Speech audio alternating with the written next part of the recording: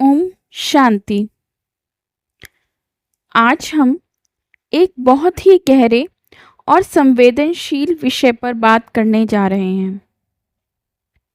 जब हमारे जीवन साथी से हमारी उम्मीदें टूट जाती हैं तो हमें क्या करना चाहिए?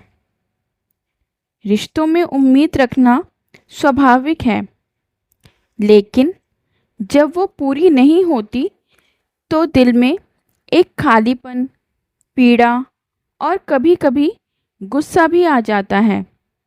आज हम इस यात्रा में ब्रह्मा कुमारीज की ज्ञान शक्ति के आधार पर समझेंगे कि इस स्थिति में कैसे हम अपने मन को स्थिर, शांत और सुखमय बना सकते हैं।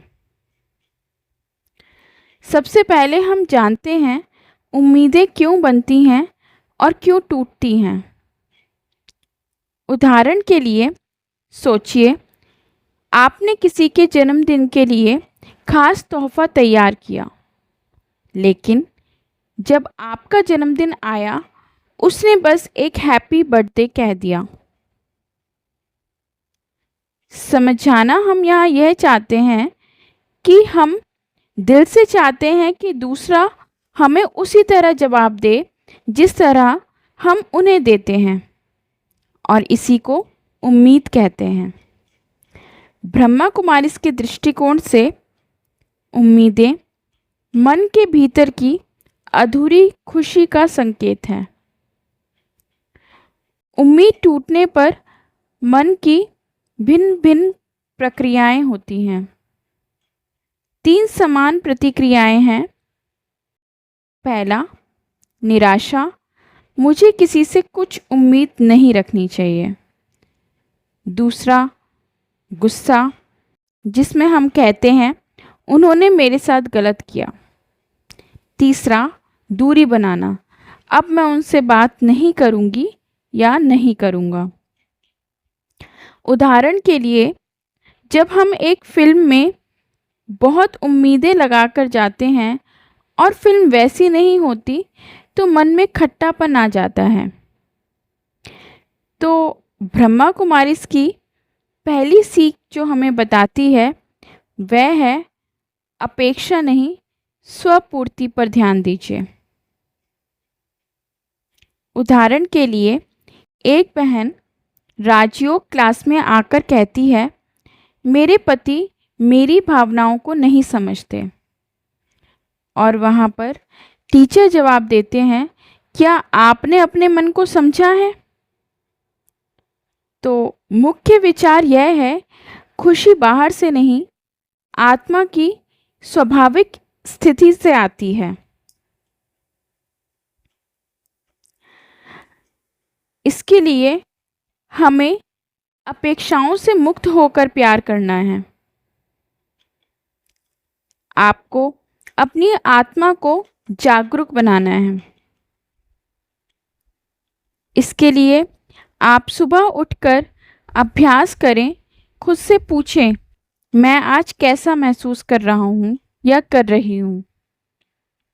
ब्रह्मा कुमारी ध्यान में एक उदाहरण के तौर पर आप ऐसे भी कर सकते हैं कि आप अपने आप से कहें, मैं एक शांत पवित्र आत्मा हूँ और मेरी खुशी मेरे भीतर है।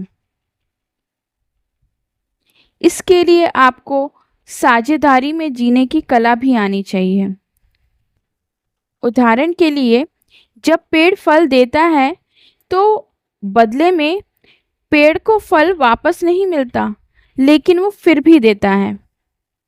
ब्रह्मा कुमारी इसका विचार कहता है, रिश्ता लेन देन नहीं बल्कि देने का नाम है। और एक महत्वपूर्ण कला क्षमा की शक्ति भी है। उदाहरण के तौर पर, एक महिला को उसके पति की बातों से बार बार ठेस लगती थी। ध्यान में उसने सीखा, मैं उन्हें क्षमा देती हूँ क्योंकि वो अपनी सीमाओं के अनुसार व्यवहार कर रहे हैं। अभ्यास के तौर पर आप रात को सोने से पहले जिन्होंने भी आपको दुख दिया है उन्हें मन से आशीर्वाद दें।